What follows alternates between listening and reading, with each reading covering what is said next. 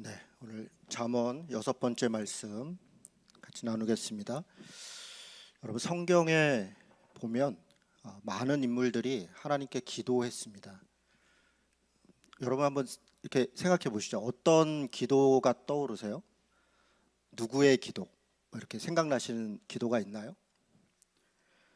아브라함이 하나님께 기도했었는데 여러 장면이 있지만 소돔과 고모라의 멸망을 안타까워하면서 드렸던 기도 굉장히 절실했죠. 50명이라도 의인, 나중에 10명이라도 있으면 멸망시키지 않았으면 좋겠습니다. 그랬던 아브라함의 기도도 생각이 나고요. 야곱이 기도했던 장면 생각나십니까? 야복강 나루에서 더 이제 돌아가야 되는데 앞에는 에서가 있고 뒤에는 바단 아람에 쫓아오고 있는 군사가 있고 어디로 가야 될지 모를 때 그때 자기 앞에 나타난 사람을 붙들고 밤이 맞도록 씨름했다. 그러면서 간절히 기도했던 그 야곱의 기도도 생각이 납니다. 모세의 기도는 아주 유명한 기도 두 개가 있습니다. 하나는 홍해를 건넌 다음에 홍해를 건넌 백성들이 막 감사의 찬양을 하며 기도했던 그 아주 유명한 기도가 있습니다. 그 모세의 찬양 혹은 모세의 기도는 요한계시록에서 불이 섞인 유리바다를 건너 구원받은 백성들이 찬양의 기도를 할 때 그 모세의 기도를 그대로 인용을 합니다. 또 다른 모세의 기도는 굉장히 안타까운 기도가 있습니다. 건너가게 하소서. 이제 가나안 땅을 앞두고서 들어가기만 하면 되는데 하나님이 너는 안 돼. 이러니까 나도 건너가게 해 주십시오. 나도 건너가게 해 주십시오.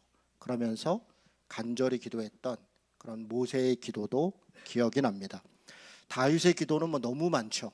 특별히 시편에 나와 있는 다윗의 절절한 기도들, 사울에게 쫓겼을 때 각종 위험과 어려움 가운데 다윗의 기도들, 특별히 저는 생각나는 게 다윗이 이렇게 기도합니다. 하나님, 원수들이 왜 이렇게 많습니까? 하나님, 정말 어쩜 이렇게 원수가 많습니까?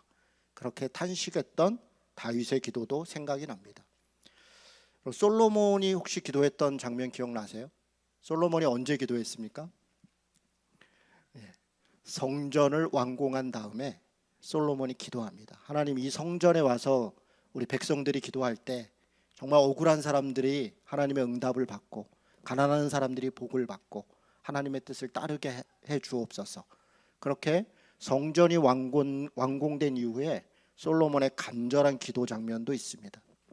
선지자들의 많은 기도 장면들이 있습니다. 그중에 또 대표적으로 눈물의 선지자인 예레미야의 기도는 너무 안타깝습니다. 구덩이에 빠뜨려 죽임을 당하기 위해서 구덩이에 던져져서 그 속에서 간절히 하나님을 찾던 예레미야의 기도도 있습니다.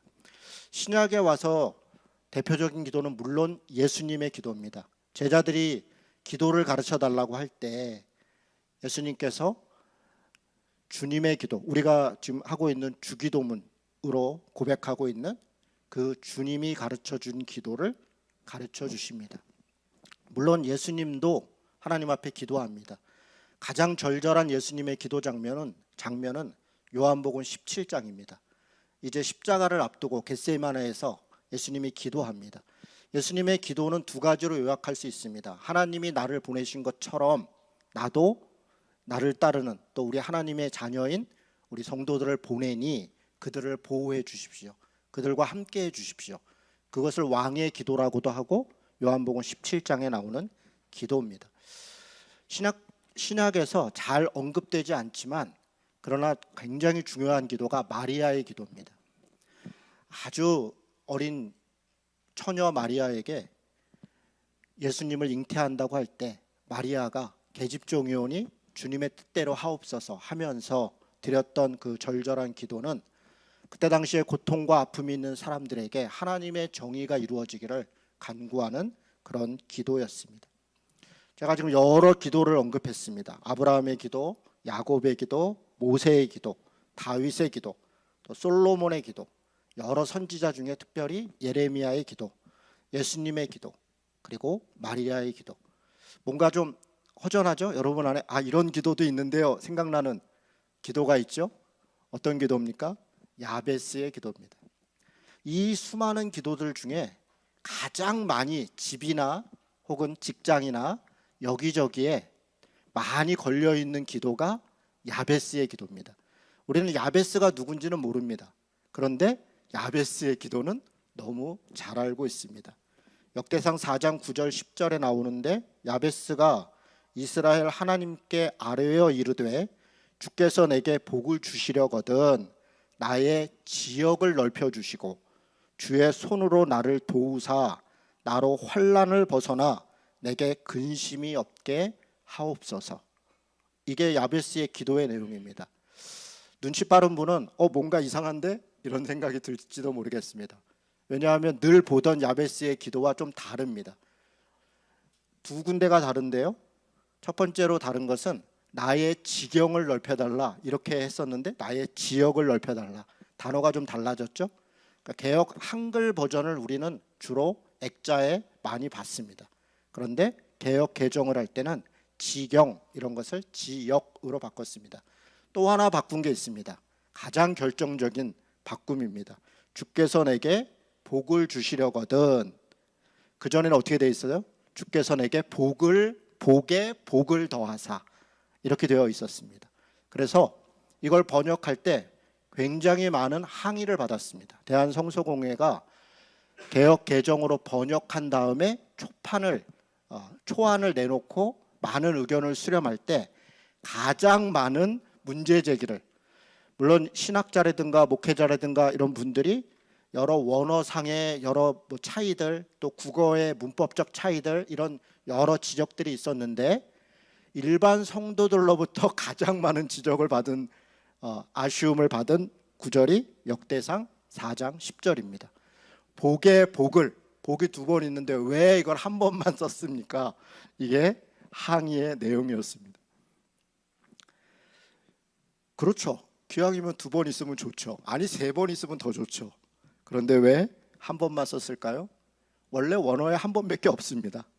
그리고 복을 주시려거든 이런 가정법으로 되어 있어요. 복에 복을 더하사 이렇게 완성형으로 되어 있는 게 아니라, 야베스가 누군지는 모르지만 우리는 야베스의 기도를 너무 잘 압니다. 그리고 사실 왜 이 말씀이 우리 마음에 와닿는가? 필요하니까요. 하나님의 복도 필요하고 하나님은 우리의 지역을 넓혀주심도 필요하고 하나님의 도우심, 특별히 환난에서 벗어나서 근심이 없게 되기를 기도하는 것, 이 자체가 무슨 문제가 있겠습니까? 너무 중요한 기도이고 사실 우리들도 일상 속에서 늘 하는 기도입니다. 그러나 야베스의 기도가 마치 성경의 모든 기도를 대표하고 있는 듯이 생각한다면 어쩌면 우리가 하나님께 기도하고 있는 게 아니라 하나님을 향해 우리의 것을 하나님께 내어드리며 기도하는 것이 아니라 하나님께 우리가 뭔가를 요구하는 그런 기도에 익숙해 있고 그것을 어쩌면 기도라고 생각하고 있지 않은가 또 생각해 보게 됩니다. 오늘 우리가 읽은 본문은 잠언 30장입니다. 여기에도 기도가 하나 등장합니다. 7절에 보니까 내가 두 가지를 주께 구하겠습니다 이렇게 이야기합니다. 잠언에서 등장하는 유일한 기도입니다. 잠언은 기도를 기록한 곳이 아니라 각종 격언을, 교훈을 이야기하는 것이, 제목도 잠언이고 잠언이라는 말 자체가 격언이라는 뜻입니다. 그리고 내용도 다 그렇습니다. 그런데 이 잠언에 유일하게 등장하는 기도가 아굴의 기도라는 바로 이 기도입니다. 30장 1절은 이렇게 시작합니다. 이 말씀은 야게의 아들 아굴의 잠언이라. 여기서 우리가 알 수 있는 것은 사실 거의 없습니다. 왜냐하면 야게가 누군지 모릅니다.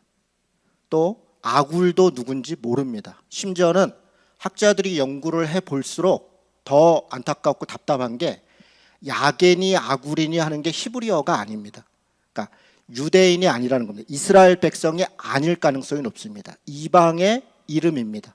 뜻도 그렇고요. 그래서 잠언으로 솔로몬의 잠언이다, 지혜자의 잠언이다, 굉장히 우리가 익숙하고 이해가 됐는데 아굴은 누구냐 이럴 때 참 왜 이것을 하나님의 말씀으로 이것을 넣었을까, 여러 의견이 분분합니다. 아굴의 여러 뜻의 해석이 있는데 제가 봤던 주석이나 자료 중에 가장 설득력이 있고 어쩌면 제 마음에 많이 와닿았던 것은 나그네라는 뜻입니다. 아구리. 아구리라는 사람의 이름이 나그네 혹은 떠돌이라는 뜻입니다. 그러면 야게의 아들 떠돌이의 잠언이라, 야게의 아들 나그네의 잠언이라, 그렇게 놓고 보니까 좀 마음에 와닿습니다. 뭘 생각할 수 있냐면 우리 나그네된 인생에서 하나님 앞에 산다는 게 무엇인가, 우리가 하나님께 간구할 게 무엇인가, 우리의 신앙과 굉장히 잘 맞는다, 이런 생각이 듭니다.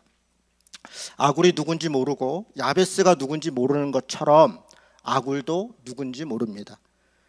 그리고 아굴은 자기 자신에 대해서 엄청난, 어쩌면 읽기도 민망할 정도로 자기를 비하합니다. 물론 겸손한 표현이지만 2절에 보니까 나는 짐승이다, 이렇게 표현합니다. 나는 다른 사람에 비하면 짐승 같은 사람입니다. 어리석기가 짝이 없습니다. 내가 지혜가 전혀 없습니다. 그러면서 자기는 하나님이 누군지도 모르고 뭔지도 모르고 어떻게 하신지도 모르고, 이 4절의 고백은 마치 욥에게 나타났던 하나님께서 욥과 친구들이 지혜를 자랑하고 하나님 앞에 우리가 이 정도면 괜찮지 않습니까? 그렇게 자기를 막 드러낼 때 하나님께서 나타나셔서 내가 천지를 창조할 때 너 어디 있었냐? 내가 물에 경계를 질 때 너 뭐 했냐? 네가 정말 아냐? 네가 정말 정의롭냐? 네가 정말 선하냐? 그렇게 욥에 대하여 하나님께서 말씀하셨던 그 장면을 생각하게 합니다. 하나님이 욥에게 말씀하셨다면 아굴은 스스로 고백합니다. 내가 어리석은 자입니다. 하나님이 세상을 창조할 때, 하나님이 역사를 주관할 때 나는 걸 잘 모릅니다. 그리고 누군지도 모릅니다. 누가 구원자인지도 모릅니다. 마치 짐승 같은 자입니다. 나는 지혜가 부족합니다. 그렇게 자기 자신을 하나님 앞에 겸손한 모습으로, 어쩌면 우리가 볼 때 좀 지나치게 비하할 정도로 자기 자신을 낮춥니다. 그런 아굴이 기도합니다. 7절에 보니까 이렇게 얘기합니다. 두 가지를 구한다 얘기했습니다. 두 가지. 그런데 두 가지를 구하기에 앞서 어떤 심정으로 구하는가를 이렇게 표현합니다. 죽기 전에 내게 거절하지 마옵소서. 죽기 전에라는 말은 곧 죽는다 이런 말이 아닙니다. 내가 죽기 전에, 내가 죽을 각오로, 그런 절박함으로 혹은 절실함으로 내가 정말 하나님 앞에 내 진실함을 다해서 하나님께 꼭 구하겠습니다. 그러면서 자신이 구하는 것이 인생을 살아가는 데 있어서, 삶을 살아가는 데 있어서, 사람답게 사는 데 있어서 얼마나 중요한 기도인지, 하나님 이건 꼭 들어주셔야 돼요. 나한테 한 가지만 구하라면 저는 이거예요 라고 말하는 그런 절실함을 가지고 기도하고 있습니다. 여러분이라면, 아니 우리라면 하나님께 한 가지, 아니 두 가지만 구한다면 뭘 구하겠습니까? 우리의 아이들이 어떻게 됐으면 좋겠습니다. 제가 뭐 어쨌으면 좋겠습니다. 뭐 여러 생각들이 들지요. 그 기도들이 다 소중합니다. 그만큼 우리에게 절실한 기도이고, 한 가지 두 가지 기도한다, 그리고 그 기도를 내가 기록한다고 할 때 그것이 우리 인생에, 우리 삶에, 우리 신앙에 얼마나 중요한 기도이겠습니까? 아굴은 두 가지를 구합니다. 내용이 뭡니까? 8절에 보니까 첫 번째, 헛된 것과 거짓말을 내게서 멀리하게 하옵소서. 여러분, 이게 첫 번째입니다. 헛된 것과 거짓말을 멀리하게 해달라라고 얘기했지만, 이것은 사실 두 개가 아니라 괄호 연결돼서 두 개 같지만 하나입니다. 이 원래 뜻은 헛된 거짓말이라는 뜻이에요. 그러니까 거짓말이 헛된 거다, 혹은 자기가 거짓말을 하는 것들이 사실 헛된 것들을 구하고 헛된 것 때문에 거짓말을 하더라는 거예요. 그러면서 헛된 거짓말을 하지 않게 해달라, 그렇게 기도합니다. 저는 이 기도문을 제가 어느 순간 깊이 묵상할 때 좀 놀랐습니다. 아까도 말씀드린 것처럼 한 가지 혹은 두 가지를 하나님 앞에 구한다 그러면 야베스처럼 내 지경을 넓혀 주십시오, 복에 복을 더해 주십시오, 해면 때문에 그렇습니다. 자기의 어떤 지식을 자랑하기 위해서 그렇습니다. 우리는 우리의 이성과 우리의 경험과 우리의 어떠함 때문에 하나님의 말씀조차도 때로는 살짝 바꾸어 가는 것입니다. 그게 거짓말하는 것이라는 겁니다. 그렇다면 지금 이 6절이 말하는 것은 무엇입니까? 하나님 말씀대로 살으라는 겁니다. 지식의 근본이, 지혜의 근본이 하나님이시니 내가 지혜로운 줄 착각하고 하나님의 말씀조차도 나의 유익을 위해서 그렇게 사용하지 말고 오히려 하나님의 말씀에 순종하며 사는 것, 그게 정직한 것이라는 겁니다. 그게 신자됨이라는 바로 그런 말씀입니다. 지금 아굴이 구하고 있는 첫 번째 기도는 단지 거짓말하지 않는, 물론 당연히 굉장히 중요하고 이 땅을 살아가는 데서 반드시 필요한 것입니다. 그렇게 정직한 것, 그것만 구하는 것이 아니라 하나님의 말씀을 따라 살게 해 주옵소서. 지식의 근본이고 지혜의 시작이신 하나님의 말씀을 따라 내가 살게 해 주옵소서. 그것이 첫 번째 기도라는 것입니다.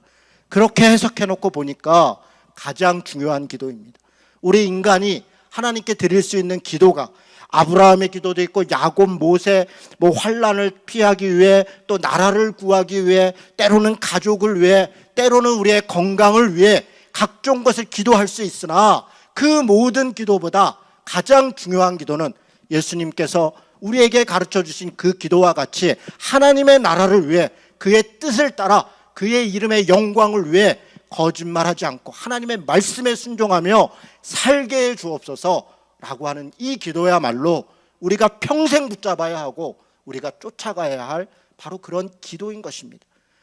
여러분, 이렇게 중요한 기도를 잠언의 아굴의 기도에 기록되어 있음에도 우리는 이 기도를 모릅니다. 상당수가 아굴이 누군지도 모를 뿐 아니라 아굴이 무슨 기도를 했어? 아예 들어본 적도 없을 가능성이 높습니다. 야베스의 기도는 그냥 외우고 아이들에게 읽게 하고 필요하면 아이들을 붙잡고 하나님 이 아이에게 복의 복을 더해 주시고 지경을 넓혀 주시고 환난을 벗어나게 해 주시고, 그렇게 우리가 아이들을 붙잡고 늘 기도하는 것이 야베스의 기도인데 정작 이 중요한 아굴의 기도를 잘 모른다는 것이에요. 왜 그렇습니까? 우리가 정말 추구하는 것이 하나님의 말씀을 따라 그 믿음으로 사는 것이 아니라 하나님조차도 내가 복받고 내가 잘되고 내가 무엇을 이루는 것에 우리는 사실 이용하고 있는 그런 거짓된 신앙의 잘못된 모습에 어쩌면 더 익숙해 있지 않은가, 우리 자신을 돌아볼 필요가 있다는 것입니다.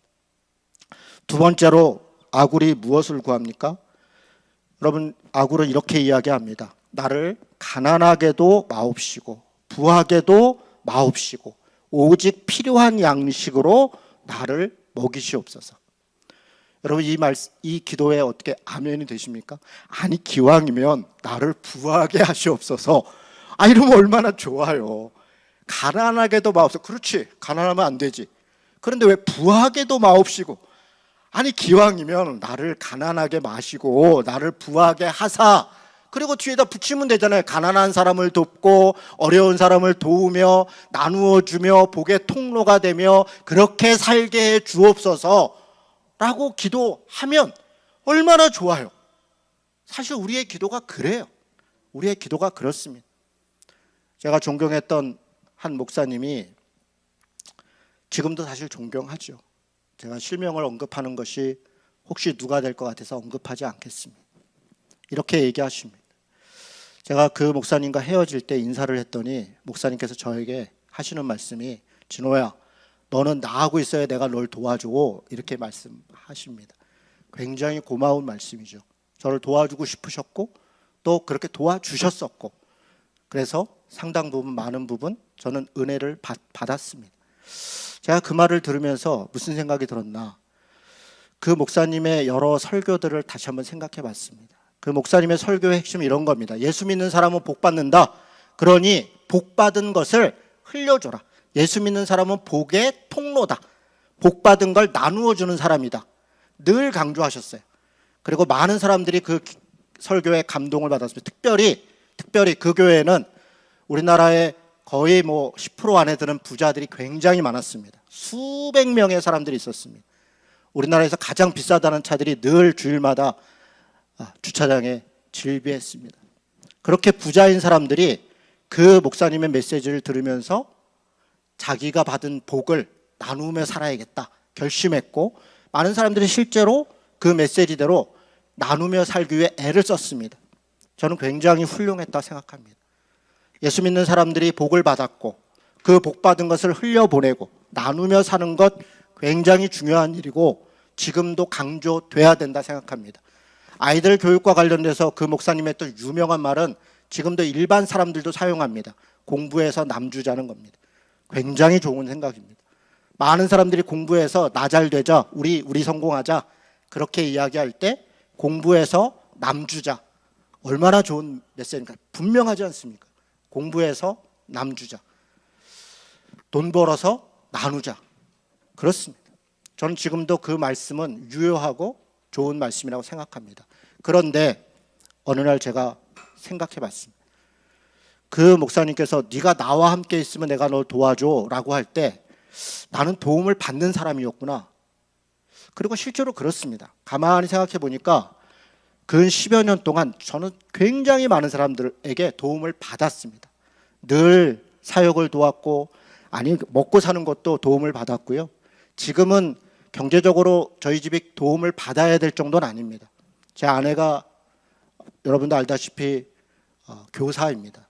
교사가 된 것이 결혼하고 5년, 6년째였던 것 같아요. 5년에서 6년째. 그 결혼해서 5년 동안 우리 집 애들이 태어난 거예요. 3명이. 애 셋을 데리고 같이 이렇게 키웠을 때 좀 힘들었습니다. 많이 어려웠습니다. 그래서 많은 사람들의 도움을 받았습니다. 생각해 보니까 가장 많은 도움을 받은 건 우리 가족들이었던 것 같아요. 그러니까 우리 친척들이죠. 네. 특히 우리 그 동서 형님이 제가 기억이 납니다. 주말 되면 토요일 날 되면요 전화가 와요. 우리 애기들 이서방 뭐해? 집에 있어요. 그러면 밥 먹으러 가자. 그렇게 얘기를 하셔요. 그러니까 우리 집 애들 5명이에요. 우리까지 애 셋. 그러면 그 애들 다 데리고 아이가 이 동네에서 제일 맛있는 집에 가서 밥을 사주셔요. 우리 형님이 할 일이 없거나 뭐 다른 게 있어서 그런 게 아니에요. 제가 알죠. 저희 집을 챙겨주고 싶은 거예요. 밥을 사주고 싶고 도와주고 싶은 마음이 있는 거죠. 돌이켜보니까 그게 알겠더라고요. 그때는 잘 몰랐어요. 아, 형님 심심한가 보다. 우리랑 그냥 놀고 싶은가 보다. 그래서 그냥 우리가 놀아드리는 게 좋은 거지, 내가 도와드리는 거지, 이런 마음도 있었어요.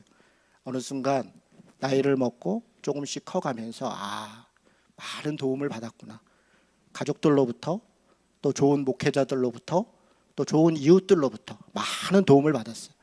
저는 그 수많은 도움들이 지금 생각 다 감사합니다. 하나님의 은혜였습니다. 그런데 제가 말씀드리고 싶은 이런 겁니다. 예수 믿는 사람은 도와주는 사람인가? 물론 그럴 수 있습니다. 도움을 받는 사람은요, 도움 받을 수 있습니다. 고맙습니다. 감사합니다. 잘 쓰겠습니다. 우리는 하나님께서 우리를 어느 정도로 복을 주시고 또 공부도 어느 정도로 잘해서 늘 돕고 나누는 사람이 돼야 한다.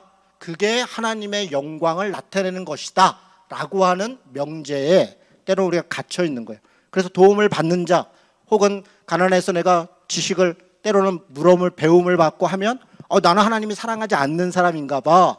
그래서 우리는 더 부자가 되고 더 지식이 있는 사람이 돼서 누군가를 도울 때에야만, 그래야만 하나님이 함께 하시나 보다 라는 생각을 은연중에 우리도 하고 있는 게 아닌가. 제가 지금 말씀드리고 싶은 것은 부자가 돼서는 안 된다, 공부를 잘해서는 안 된다, 그런 말씀을 드리는 게 전혀 아닙니다. 혹시 그렇게 오해했다면 그건 오해일 뿐입니다. 제가 말씀드리고 싶은 것은 가난하더라도 힘이 없더라도 약하더라도 하나님이 그들과 함께하고 있다는 겁니다. 도움을 받는 것조차도, 도움을 주는 것도 하나님의 은혜이지만 도움을 받는 것도 하나님의 은혜라는 것입니다. 오늘 아구리 두 번째 기도가 저는 그런 내용이라고 생각합니다. 가난하게도 말고 부하게도 마시옵소서. 왜냐하면 9절에 이렇게 되어 있습니다. 내가 배가 불러서 하나님을 모른다, 여호와가 누구냐 할까 하오며. 여러분, 이 말씀은 좀 독특합니다. 가난해서 신앙을 포기하는 게 아닙니다. 가난하고 약하면 더 의지합니다. 하나님을 의지합니다. 하나님께 매달립니다. 문제는 부자가 되고 힘이 있고 돈이 있으면 오히려 하나님이 없어도 살아가잖아요. 오히려 내가 도와주는 입장이니까 마치 내가 하나님인 것처럼 그런 마음이 어느 순간 들잖아요. 부자가 되어서 배가 불러서 하나님을 모른다 할까 두렵습니다. 반대로 가난해서, 너무 가난해서 하나님을 의지하지만 때로 아이들을 먹이기 위해 내가 져야 될 책임 때문에 도둑질해서, 내가 거짓말해서, 헛된 거짓말을 해서 혹시 하나님의 말씀을 어길까, 그것도 두렵습니다. 그러니 하나님, 내게 필요한 양식을 주십시오. 저는 이 기도가 제 기도입니다. 제 기도입니다. 제가 여러분에게 설교하고 혹은 제가 삶을 살아갈 때 우리 교회 목사는 그래도 이렇게 사는 사람이야 라는 것이 혹시 어떤가 있다면 아굴의 기도를 따르는 사람이야 라는 평가를 받았으면 좋겠습니다. 가난하지도 않고 부하지도 않고 그냥 평범한 필요한 양식을 하나님께 받고, 그리고 믿음으로 소신껏 믿는 자로, 헛된 거짓말하지 않고 그렇게 사는 자로 평가받을 수 있다면 얼마나 좋을까, 그런 마음이 듭니다. 여러분, 필요한 양식 두 가지가 생각납니다. 하나는 광야에서 이스라엘 백성들이 먹었던 만나입니다. 하나님이 만나를 먹을 때 뭐라고 얘기하냐면 그날 필요한 것만 거두어라. 이틀치 3일치 거둬봐야 다 썩는다. 필요한 만큼만 거두라는 겁니다. 그것은 정말 믿음이 필요한 행동입니다. 광야입니다. 앞이 안 보입니다. 어디로 갈지 모릅니다. 어떻게 될지 모릅니다. 그런 광야의 길을 가는데 그날 필요한 것에 이상 욕심내지 않는 것, 그게 광야 신자들의 신앙이었습니다. 그리고 그 만나, 그날 신앙에 만족하는 바로 그것을 가지고 주님이 주님의 기도에 사용하십니다. 일용할 양식이라는 단어로. 하나님, 우리에게 일용할 양식을 주옵소서. 그 일용할 양식은 만나와 같은 그날 필요한 양식을 주옵소서. 단지 먹고 사는 것만이 아니라 관계, 시간, 재능 다 마찬가지입니다. 하나님의 나라를 위해 살기 위해, 신자들이 아버지 되신 하나님의 이름을 위해 살기 위해 필요한 그런 재능, 그런 양식, 그런 관계, 그런 시간, 그것을 우리에게 주옵소서. 목적이 분명합니다. 목적이 뭡니까? 하나님의 나라를 위해, 그의 이름을 위해 신자답게 살기 위해 필요한 적절한 그런 양식과 그런 시간과 그런 관계를 우리에게 달라는 것입니다. 주기도문은 그것을 구하고 있는 것입니다. 그런데 어느 순간 우리는 그 마태복음 6장에 나오는 주기도문을 끄트머리에 이렇게 결론을 내립니다. 마태복음 6장의 끄트머리는 너희는 그 나라와 그 일을 구하라. 먼저 그 나라와 그 일을 구하라. 그리하면 이 모든 것을 더하여 주시리라. 여러분, 여기서 우리가 생각나는 거 모든 것밖에 없어요. 앞에 그 나라와 그 일은 뭐 생각도 안 나고, 그 나라와 그 일을 구하면 이라고 하는데 앞에는 생각도 안 하고 모든 것, 내가 욕망하는 모든 것. 그런데 그 말씀은 다시 말씀드리지만 마태복음 6장은 주기도문으로부터 이어져서 이야기합니다. 들의 백합화를 봐라, 하늘에 나는 새를 봐라. 다 하나님이 먹이시려를 뭘 염려하냐, 뭘 먹을까 뭘 입을까 걱정하지 마라. 하나님께서 새를 먹이고 들의 꽃을 피우고 모든 역사를 주관하듯이 하나님의 자녀들 먹일 거다. 그러니 걱정하지 말고 소신껏 살아라. 믿음으로 살아라. 거짓말하지 말고 살아라. 그렇게 말씀하시는 것입니다. 그것이 그 말씀의 결론이고, 그 모든 것은 바로 일용할 양식, 오늘 아굴의 기도로 얘기하면 필요한 양식을 주실 것이다 말씀하시는 것입니다. 여러분, 저는 이것을 우리가 구했으면 좋겠습니다. 이것을 믿었으면 좋겠습니다. 이 믿음 속에서 하나님이 내게 필요한 양식을 주실 것이라는 믿음 속에서 우리는 헛된 거짓말을 하지 않는, 하나님의 말씀조차도 이용해서 자기의 욕망을 위해 살아가는 그런 어리석은 삶을 살지 않는 자가 된다고 믿습니다. 아굴의 기도는 쭉 진행되다가 15절 말씀으로 이어집니다. 30장 15절입니다. 거머리 이야기가 있습니다. 거머리에게는 두 딸이 있다. 다오다오 하느니라. 족한 줄을 알지 못하며 족하다 하지 아니하는 선엇이 있다. 이 뒤에 이제 쭉 나옵니다. 대표는 거머리예요. 어떤 대표요?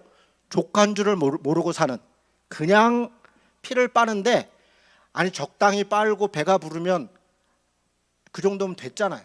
이 거머리의 특성은 그냥 배가 터질 때까지 그냥, 여러분 거머리한테 피 빨려봤어요?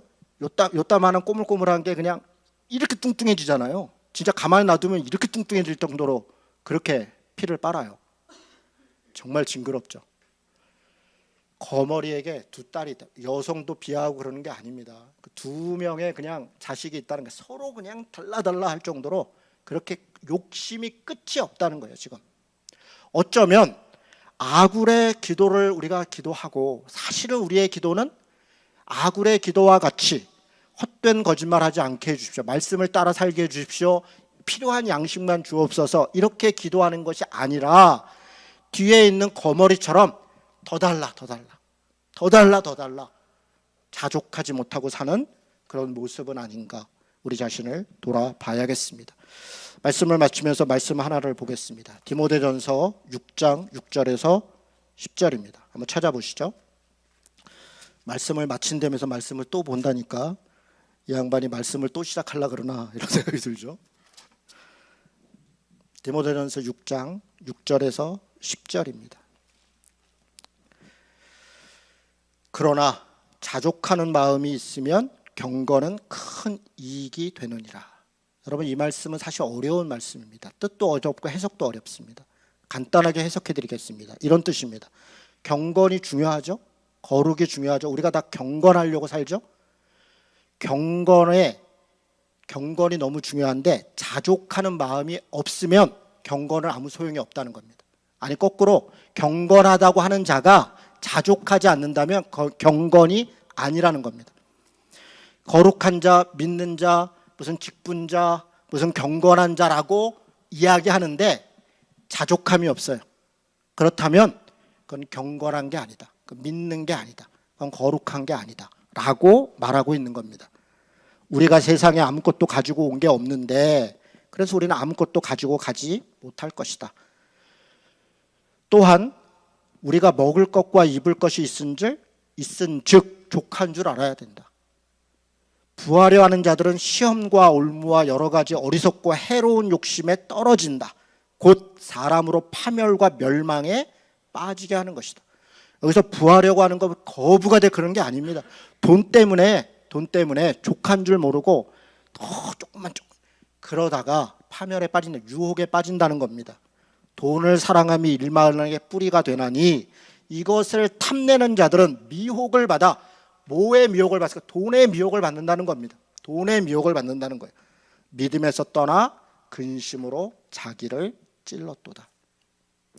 말씀을 마치겠습니다. 뭐가 지혜입니까?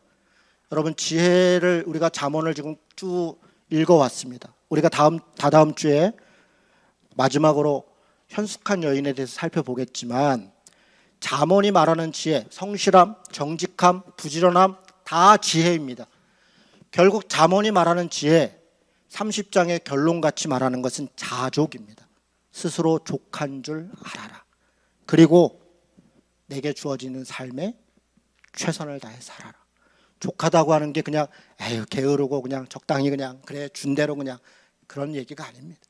하나님께서 혹시 우리 안에 지혜를 주시고 능력을 주시고 어떤 운도 주셔서, 혹은 어떤 일들이 있어서 돈이든 지혜든 권력이든 주셨다면 그것은 나만이 아니라 하나님의 나라를 위해, 이웃을 위해 쓰라는 것입니다.